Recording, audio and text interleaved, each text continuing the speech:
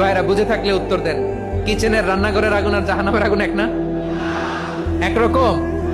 বিষ্ণু বলেন জুজউন মিন ৭০ জুজআন মিন হাররি জাহান্নাম।